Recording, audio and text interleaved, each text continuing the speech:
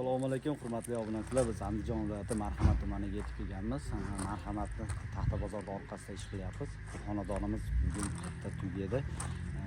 Videomiz yoqqan bo'lsa bittadan like tugmachasini bosamiz, obuna bo'lishni unutmaysiz. Men Anzoram boshladim. Ko'cha shartamiz 70 chiqqan.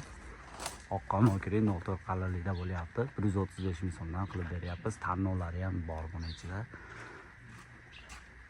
Materiallarimiz ham yetib kelgan ichki darvozaxonaga. Darvozaxonamiz uzunligi 11 metr.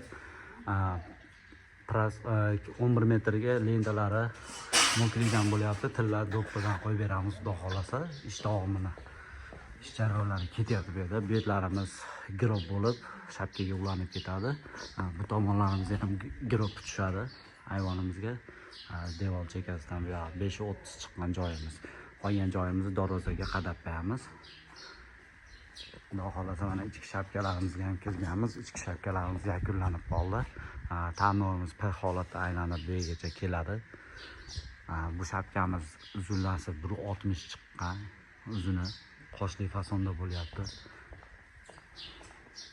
Burchaklarimizga e'tibor berasizlar. Ideal holatda chiqqan.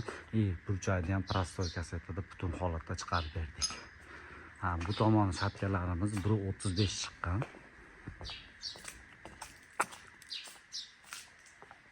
1.35 chiqib, shu yergacha kelyapti.